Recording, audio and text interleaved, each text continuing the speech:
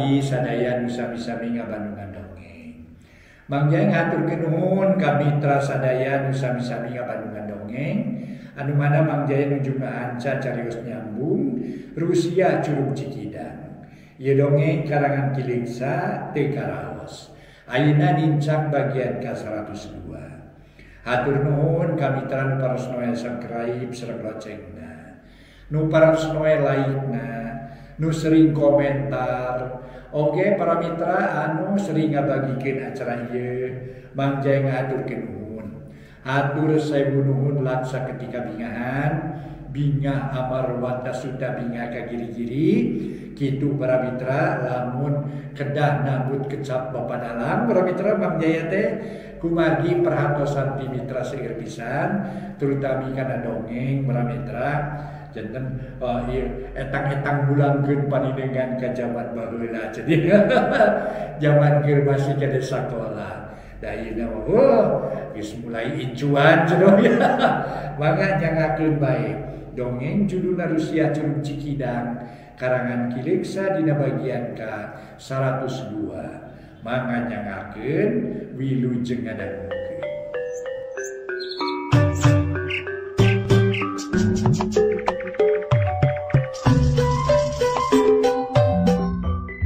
Para mitra kaum dangu, wilujeng tepang dangu sareng acara matuh dongeng enteng. Mang Jaya sapara kanca bade neraskeun hanca dongeng nu katunda carios nyambung judulna Rusia Curug Cikidang. Dina seri ngadu pelet. Serame deh para mitra dah ieu mah ye. Janten nalika urang paturai dina bagian ka-101 nuju nyarioskeun si Ruhya nu rek ngabebaskeun akina. Aki Jumin marawargi. Mangga urang teraskeun lalampahan si Ruhya atuh Mang Jaya sapara kanca ti studio ngahaturkeun wilujeng ngadangukeun carios nyambung judulna Rusia Curug Cikidang dina bagian ka-102. Para mitra kaum dangu, hiliwirna angin peuting nu tiis nyebarkeun hawa tunduh karona-rona nu keur ngajaga Aki Jumin. Atuh nu tiluan geus aya deui nu eleh saurang ngagelehe kana bangku reupeureum. Tungtungna karidua kitu geus katempo bangun lungse. Tanaga leungit katutup ku rasa tunduh ngan maksa kenyaring sabab bisi Aki Jumin kabur. Barang nu duaan harita teh keur ngaharuleng corelat celang si Ruhya ngaluncatan pager. Beli mincak lemah nu duaan mending ngarenya greuwas. Bareng pisan ngareret kapala badatangna si Ruhya teu bisa naon-naon sabab bedog geus dilagar ti tatali keneh. Ngolepat harita kana tarang seseukeut katojo ku cahaya lampu. Mending ngaburi nyai mata ketir kolebat cekok keuna pisan kana palipisan nu saurang. Waduh, aduh, bruk rubuh teu bisa hudang deui. Pugun hiji kasima teu bisa naon-naon nempo baturna nyuuh mani getih. Kalah calangap bari buncelik si Ruhya asa aya kasempatan bedog nu geus bayangan ngolepat nyamerona nu keur kasima cekok kana pepeuteuyanana. Kuak ngegorowok kedah tarik, tapi teu lila lantaran kaburu ditonyok ku Ruhya bibirna. Aduh, sirona nyekelan bibir anu asa jeding. Ditonyok satakar tanaga bru nyuuh tuluy jempe kapaehan. Teu usik deui kocap kenuduaan harita geus sarar keur sarare. Teu sipating kulisik usik, tapi si ku Ruhya teu dibere kasempetan. Harita keneh dijejekan iga burungna. Pating garerung tuluy calangap nahan kanyeri, malah sakabeh kapaehan. Ruhya jiga nu edan ngamuk nguak ngawik nyiksa karona nu opatan. Akhirna Ruhya ngabedegan ulak cangkeng, bari rarat-reret nempoan akina. Hayang sidik di mana ayana. Ruhya, ieu Aki tulungan ujang. Kadenge hiji aki-aki gegeroan. Yakin Aki Jumin keur dikerem dina kamar tahanan. Ruhya bungaheun. Celeng luncat ka palebah pantok kamar, celeng nangtung di dinya, panon melong ka Aki Jumin nu katempo remeng-remeng. Ki, kumaha yeuh urang kabur. Ceuk Ruhya siga nu gugup. Ulah gugup jang cokel kuncina ku bedog. Lamun teu beunang mah gedor engselna make batu gede. Buru-buru mumpung cenah jelema. Tua kampung sok ngarona ka dieu. Ceuk Aki Jumin mere komano. Sumanget ngagedur deui lantaran yakin incuna datang nulungan. Mangga Ki geun urang cokel Ki. Ruhya teu talangke buru-buru nyokel kunci panto. Kadenge nu ngabeletok potong cebret berai panto muka. Puguh Aki Jumin bungah kalayan teu loba carita buru-buru kaluar ti kamar tahanan. Tuluy pating kerles kanu poek duanana silih cekelan. Aki Jumin jeung Ruhya can wakaloba carita sabab hayang ningalkeun eta tempat bisi kapanggih manten ku tua kampung. Kaayaan peuting beuki jempling lemur Cijaha karasa simpe. mata keeng nu kadenge iwati sora jangkrik nu mapaesan panjangna peuting. Ari langit meuni angkeub ti sore keneh taya robahna. Kaayaan poe kabina-bina meuni teu katempo ngupetkeun curug-curug acan. Dina kaayaan kitu Aki Jumin jeung Ruhya geus tarepi ka sisi lembur. Duanana silih cekeleungeun ngarah teu pajauh lantaran bisi hese neangan. Sanggeus yakin aya di sisi lembur nu laleumpang rada tenang. Teu geumpeur teuing siga tadi ngan karasa keneh capena napas meuni mahega. Ki, kumaha teu nanaon salila di panjara ki? Ruhya panasaran. Hayang nyaho kana kaayaan Akina bisi dikaniaya ku urang lembur. Henteu jang teu naon-naon Aki mah. Malah dahar dibere teu matak leuleus kana awak. Aki mun lapar sok menta sakalian. Tapi Aki tadi geus ponok harepan lantaran tadi ngadenge omongan tua kampung. Isukan isuk-isuk Aki bakal diangkeun ka kacamatan. Ngan aya untungna bat datang kaburu maneh. Tah di mana nyaho kaayaan Aki di dieu? Ceuk Aki Jumin malik nanya, manehna ngarasa heran ku pola incuna. Teu nyaho kana rencana mangan geus aya niat ti kamari keneh we hayang nulungan ka Aki. Sabab kuring teu mimiti pisah jeung urang Cijaha anu ngepung. Peuting datang ka imah teh nyumput urang peuting ge. Syukur, jadi salametnya. Teu katewa ku nu ngepung basa harita teh. Kumaha si kurip bapana Nyining? Ceuk Aki Jumin. Teu nyaho pokona mah musuh bubar katawuran we tanya nu kuat ngaladenan pangawasa kuring. Sanggeus kuring bisa ngaburak musuh, awak robah jadi leuleus teh tangan pangawasa Ki. Untung bisa keneh balik ka imah. Ulah kaget. Harita Aki nyambat siluman sina nyurup kana awak maneh. Pikeun ngaburak-burak musuh. Aki teh geus teu walakaya. Suku meuli asa remuk ku si Madrois. Untung ayeuna bisa cager deui. Okeun bae nu geus malah. Kumaha tuh Ki balik wae? Aki Jumin teu nemalan para mitra. Manehna ge bingung kupi balikeun naha kudu ka mana sabab ka sawah legok geus kanyahoan ku musuh. Di imah nu aya di lembur teu ngarasa aman da pasti tuah kampung nyusul. Bari mikir Aki Jumin jeung Ruhya tetep leumpang mapai jalan desa maju ngidul. Di pirig busora jangkrik dijajapkeun ku hiliwirna angin janari. Teu karasa nu leumpang tepi ka hiji mumunggang pasir. Bareng jeung bijil fajar ti wetan hibarna nakeun beurang rek datang. Bakal ngaprus ngaganti peuting. Di kajauhan kadenge hawar-hawar sora hayam jago raong kongkorongok meuni melembung matak waas. Nanakeun yen wanci subuh komo sanggeus kadenge manuk saera nu beger. Beuki yakin yen harita teh geus subuh tereh beurang. Capek Ki. Kudu lah di dieu Ki lah. Keun mah teu kudu rusuh da geus jauh ti lembur. Moal nu nyusul Ki tenang we lah. Ceuk Ruhya bari ngarandeg. Ayeuna mah rada sidik nu laleumpang teh da teu poek teuing siga tadi. Hog da bener Aki ge capek ieu. Meni asa diudag-udag setan. Padahal Aki teh ahli kana persetanan. Wawuh jeung ratu siluman, jawab Aki Jumin. Gek diuk dina batu sisi jalan karasa tiis da geus kabalur ku reumis nu turun wanci janari. Kumana nu benerna teh Ki? Kudu puguh ti ayeuna ieu sangkan aman kana kaelan salamet urang teh. Ceuk Ruhya meuni keukeuh para mitra. Sabab bingung kupi balikeun. Aki geus mikir bari leumpang.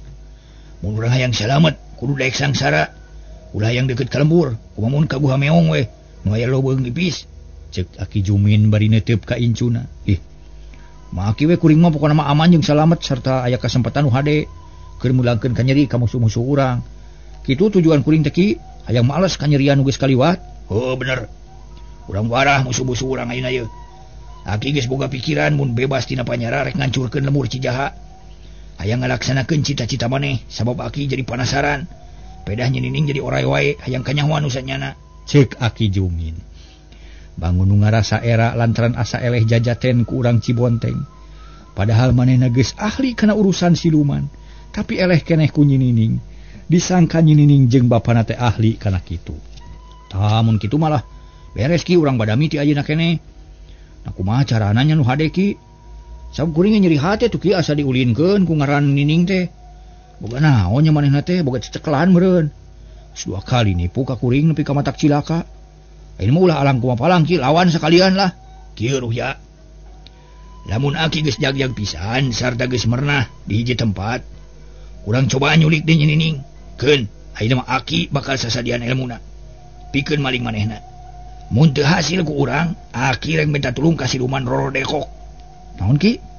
Nya siluman Roro Dekok ngaranna lah. Di sina dipaling ku manehna. Aki minta tulung ka siluman Roro Dekok.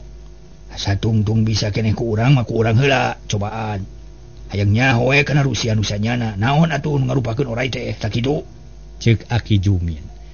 nerangkeun rencana manehna nu bakal dijalankeun pikeun ngalaksanakeun sakabeh cita-cita incuna. Bari sakalian mulangkeun ka nyeri ka kulawarga Mangkurip jeung tua kampung. Nya kitu we kilah nuhun ki. Satuju pisan mun kitu mah yu urang jalankeun.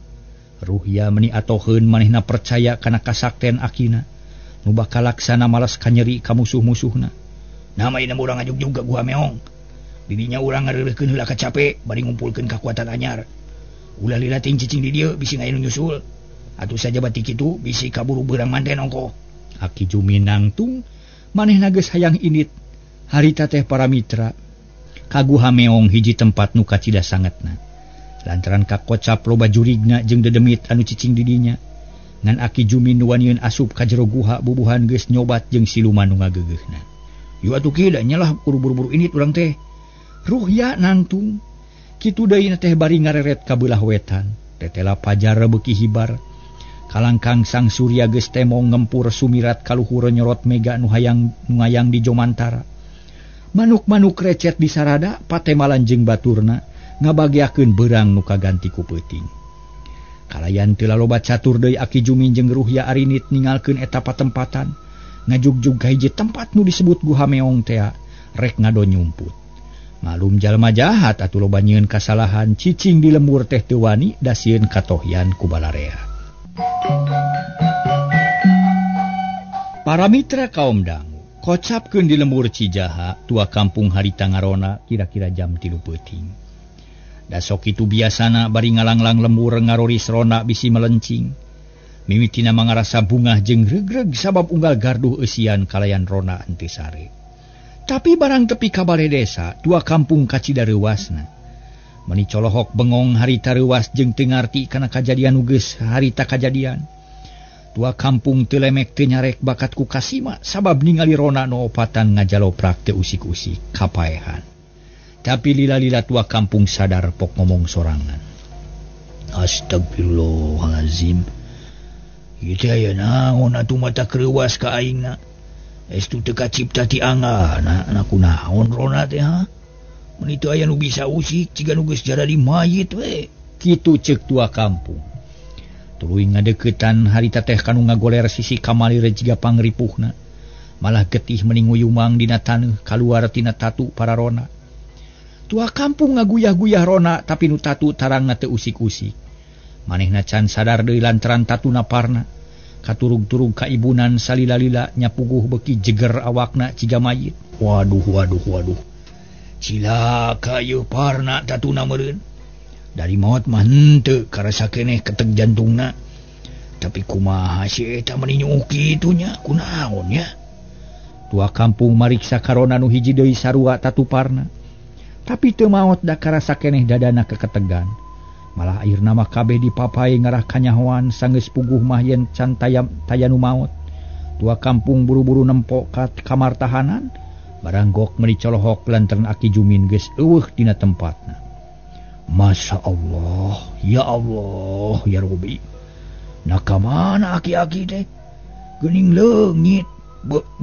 Cilaka kieu carana mah yakin rona ieu ngabinasa ieu. Tangtu bakal dibinasa ku kulawarga Aki Jumin. Nasiru ya kitu atawa nu sejen deui. Wah, cilaka. Ceuk tua kampung bari tuluy ngoloyong ngadeuketan kohkol. Harita keneh ditako ditihtirkeun nu maksudna ngabejaan ka balarea yen aya bahaya. Wanci janari aya nu nakol kohkol jiga kitu puguh jalma-jalma nu keur sarare pating korejat hudang. Tuluy lalumpatan kaluar bari marawa pakarang. Ari rona-rona nu ngajaga di garduh pahibut ngabagi tugas. Saurang ngajaga di garduh nu sejen lalumpatan ka balai desa hayang nyaho kana naon-naon nu kajadian. Sakedeung ge jalma teh meuni ngagimbung di balai desa naranyakeun ka tua kampung nu keur nakolan kohkol. Batur-batur tulungan rona tu nu ngajaga tahanan. Kabeh tatu ku jalma jahat buru-buru tarulungan.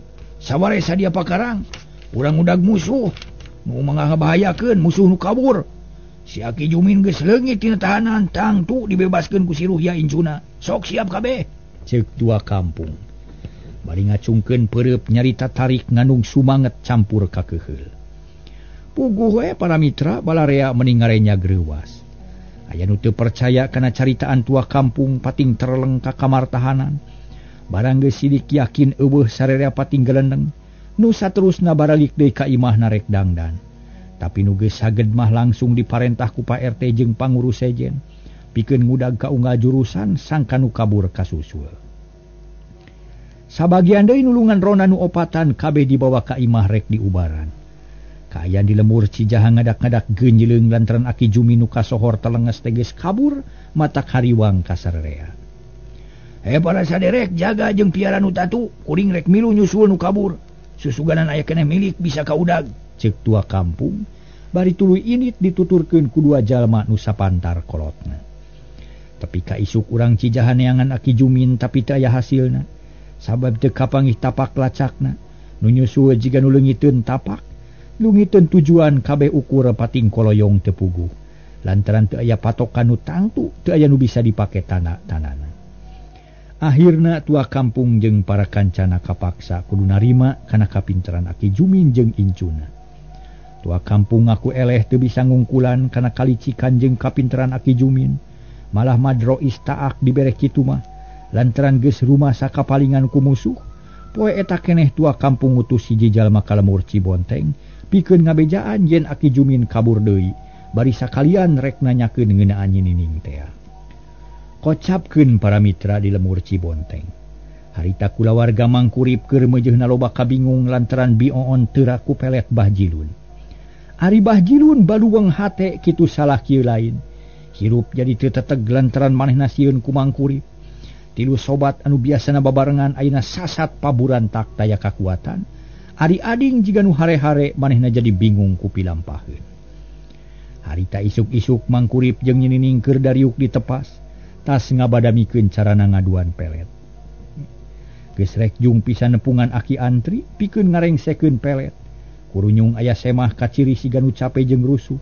Horeng Mang Unus urang Cijaha nu diutus ku tua kampung teh nempok mangkurip kitu reuwaseun. Sapunten, nempok kitu mangkurip reuwaseun. Oh loh, geuning Mang Unus. Wayah kumaha ti ditu Mang? Wayah kieu geus aya di dieu, ceuk mangkurip miheulaan nanya kanu kakara jebul. Alah, mohon kuring teh ngahaja pisan ka dieu diutus ku tua kampung ieu teh kanggo ngadungikeun hiji perkawis. Kumaha daramang sadayana? Mang Unus munyungan. Gap ku mangkurip ditampanan sabada sasalaman jeung silih bagiakeun. Duanana dariuk kalayan tenang. Ari nyinining buru-buru nyadiakeun susugu. Asara reuwas ieu teh aya naon atuh saleresna Mang Unus? Kumaha saur tua kampung, naon nu kajantenan di ditu? Ceuk mangkurip sabada diuk kalayan tenang. Panon melong ka Mang Unus anu ngesang keneh. Ieu nu moe Mang kuring teh ngahajak ka dieu teh bade naroskeun perkawis nyinining. Margi basa ti payun teh diomat-omatan ku tua kampung. Yen lamun tuang putra tos kapenak deui kedah wawartos ka ditu. Nanging di arep-arep teh teu aya wae estu batak hariwang sareng salempang. Kumaha atuh lalakonna teh margi ayeuna teh geus aya di bumi geuning ieu teh? Tak kitu maksud anu kahiji, jawab Mang Unus. Nanya bangun panasaran, dahayang nyaho kana lalakonna. Atuh mangkurip meniru mahuh manehna sadar kana kasalahanana. Rumasa teu satuhu kana jangjina. Ayeuna kakara inget yen manehna boga janji. Aduh hampura we Mang. Tepikeun ka poho ka patua. Aduh.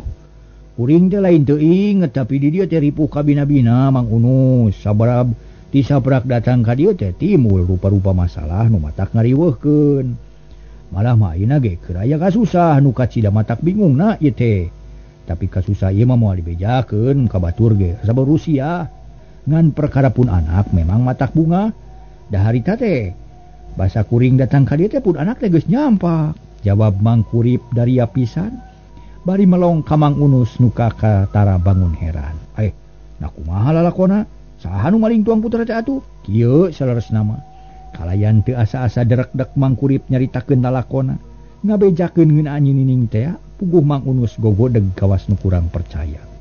Oh, kudan teh kitu nya Mang. Aduh, nuhun atuh ari teu naon-naon mah nanging sanu dipaling ku Aki Jumin teh kuring mah heran ieu teh. Mang Unus tumanya. Sabab bener-bener ngarasa heran ku kajadian kitu. Teu nyaho kuring ge dacan kapaluruh kalayan jelas atuh. Leuh, matak heran atunya. Tapi sawios lah itu tos kantenan salamet mah. Mung ayeuna mah kuring teh bade ngadugikeun amanat we ti tua kampung. Nu matak reuwas sareng gegebegan wae kana hate. Mang Unus kawas nu ngahaja hayang ngabejakeun niatna nu memang bakal mata krewas pikeun Mang Kurip. Uluh. Nah ya naon kitu Mang Unus, asa mata krewas teuing. Nu mawi Mang Kurip Aki Jumin teh kabur deui. Aya nu nulungan leungiteun peuting tadi. Kira-kira jam 1 peuting kitu numutkeun keterangan Rona manu ngajagana. Barang ngadenge beja kitu. Mang Kurip meningah huleng harita teh para mitra. Lantaran nu kaburna Aki Jumin nganung harti yan kasusah bakal namahan, sabab geus moal salah deui. Aki Jumin jeung si Ruhya bakal ngayakeun balitungan jeung manehna. Ditambah ku paniatan Aki Jumin jeung si Ruhya nu bakal panasaran ngeunaan anak. Saterusna Mang Kurip nyarita deui. Teu nyana horeng kabur deui we aki-aki teh nya. Na kumaha tu ngajagana make bisa kapalingan deui ku musuh. Na teu dijaga ku Roda, ceuk Mang Kurip bangun haneueul kawas nu nganaha-naha ka urang Cijaha. Lantaran ku kaburna Aki Jumin pikeun Mang Kurip mah mangrupa kalangkang tunggara nu sawaktu-waktu bakal ngancam ka manehna. Kantonan we dijaga mah nanging teu aya nu bisa ngahalangan atuh da. Rona nu ngajaga aya opatan sadayana taparna tapak bedog. Ari panto kamar tahanan Amuradul meuni ancur tak kitu Mang. Salajengna kuring teh diamanatan ku tua kampung pamubi ngambung Mang Kurip sing waspada.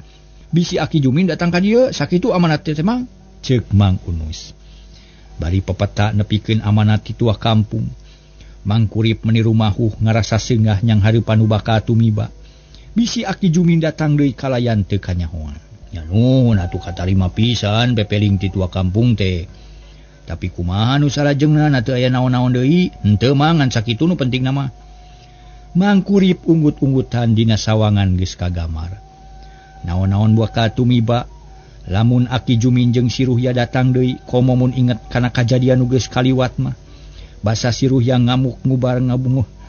Harita teh ngamuk-ngamuk nguak ngawik balad tua kampung, asa ipis harepan teu aya nu wani ngaladenan. Madrois ge nu jadi tameng dadana nu jadi tanggelan tua kampung teu kuateun kabur milu jeung nu loba. Saterusna sanggeus ngobrol ngaler ngidul bari dibarengan ku barang dahar. Mang Unus harita amitan, lantaran moal bisa lila-lila cicing di dinya kawantu loba pagawean sejen di lemurna.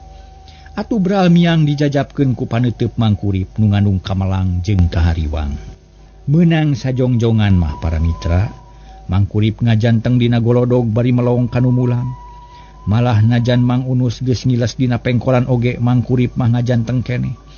Nyinining jadi penasaran tuluy ngadeuketan ka bapana, pok nanya dari anaker. Bapak kumaha ceuk semah teh aya naon cenah? Padahal manehna ge geus nyaho ti tadi mah. Basa ngadedengekeun ngan bae itung-itung ngagebah bapana bisi ngalamun. Mang Kurip malih ka anakna tuluy narik napas jero gek diuk deui. Cilaka Nyai Aki Jumin teh kabur deui cenah tina tahanan. Ieu tah salah tua kampung nu resep teuing ngantep kanu jahat, da kuduna mah disetorkeun ka kacamatan ngaraluwih aman. Mun kieu mah urang keneh nu bakal rugi lantaran Aki Jumin bakal datang ka dieu, ceuk Mang Kurip.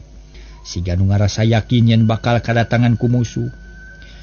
Utan kitu Pak, kumaha atuh tos kieu Pak? Nya teuing Bapak ge bingung ieu teh. Mang Kurip ngahuleng. Nyinining oge para mitra ngahuleng. Tungtungna duanana jarempe taya nu nyarita lantaran asa bingung jeung lalawang. Mang Kurip jadi poho kana rencana mimiti. Da tadina mah poe eta terek nepungan Aki antri rek setor kumis maung. Tapi sabada kadatangan ku Mang Unus pikiran jadi kaweur jeung malaweung. Barang keur ngaharuleng kitu kurunyung ading datang meningaleng hoy siga nu lungse. Ngahaja manehna datang kadinya ka imah Mang Kurip. Rek ngadon ngobrol bari ngabeberaha teh. Puguh ading reuwaseun barang gok katepas teh. Sabab nempo pribumi nu bangun bingung ngahuleng siga nu keur koleng. Nu naon Mang ieu teh meni ngahuleng kitu? Ceuk ading. Puguh bingung ieu teh jangcing ka dieu buru-buru. Nuhun we buru-buru datang ka Mang lantaran Mang terek minta tulung ieu teh, ceuk Mang Kurip. Bari neuteup kanu kakara datang hatena rada teger meuesan. Aya naon kitu Mang meni rareuwas teuing? Ading diuk bari melong ka Mang Kurip. Tuluy ngareret ka nyinining nu masih keneh ngahuleng kawas teu malire kanu kakara datang. Cilaka jang. Mang teh ayeuna keur dikuriling ku kasedih. Diriung ku kabingung diudag-udag kasusah lantaran masalah jeung Bah Jilun. Can rengse. Ayeuna geus datang bejangeunaan Aki Jumin.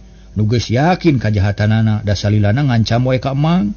Aki Jumin naon urusanana jeung Aki Jumin mang apa geus katewak bener geus katewak teh mah tapi bieu teh aya Mang Unus nu datang ka dieu ngahaja ngabejaan ka Mang yen Aki Jumin geus kabur deui na anak gebeg teh adi ngagebeg reuas lantaran yakin saingan manehna bakal datang deui hanas tadi nama geus tenang da Bahjilun geus yakin moal ditarima ku Nyi Nining da geus nyieun kalakuan nu matak jengkel tapi ayeuna geus jol beja nu matak reuas nu netelakeun yen Aki Jumin kabur tina tahanan ye ngandung harti si Ruhya bakal datang ngaganggu ka Nyi Nining atuh mending ngahulang ading teh manehna beuki bingung geus datang deui nu bakal ngagokan kana cita-citana kitu tajang nu matak Mang teh bingung kudu kumaha ari geus kieu da yakin Aki Jumin jeung si Ruhya teh bakal datang deui leuwih bahaya ieu sabab ayeuna mah sajabana tinggal dodoh anak Mang teh tangtu bakal ngajakeun balitungan jeung Mang tah kitu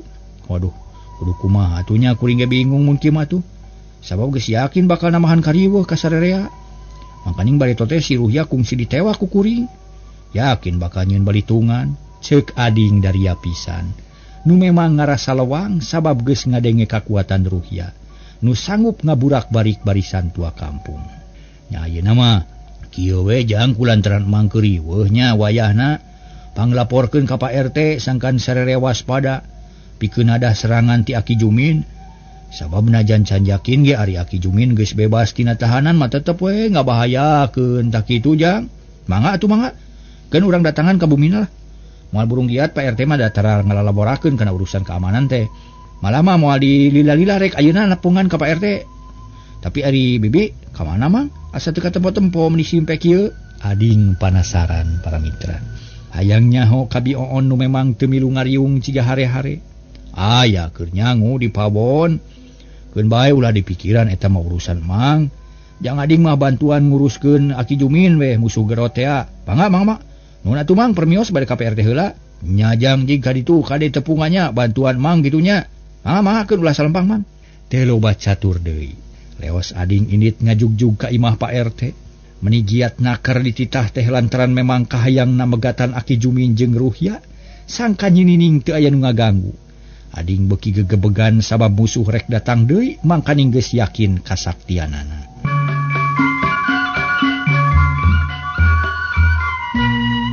para mitra kaum dangu ari mangkurip jeung Nyi Nining harita badami deui ngatur waktu jeung pagawean atuh sajabat kitu mangkurip teu weleh mepelingan ka anakna sangkan ulah liliaran jauh bisi katewa ku Aki Jumin atawa Ruhya sanggeus rengse badami mangkurip ini trek nepungan Aki Antri ari Nyi Nining ngaleos ka dapur rek nepungan indungna tos aya saha nyai meuni rame kadengena ceuk Bioon sikepna beda pisan jeung biasa ngan ukur jeung Nyi Nining nu masih keneh akur teh aya saya mah ti lemur Cijaha mah aya Mang Unus ngabejakeun yen Aki Jumin kabur tina tahanan bahaya mah bakal ngaganggu ka urang ceuk Nyi Nining bebeja satarabasna teu aya nu dihalangan keun wae atuh da moal naon-naon ari bapa maneh ka mana ka Pak RT jawab Nyi Nining ngabohong keun wae atuh ieu urang dahar duaan sabab engke marek init deui aya perlu ka Bahjilun ceuk Bioon bari nyayagikeun dahareun siga biasana ngan teu daekeun ngariung jeung salakina aya naon mah ka Bahjilun wae teh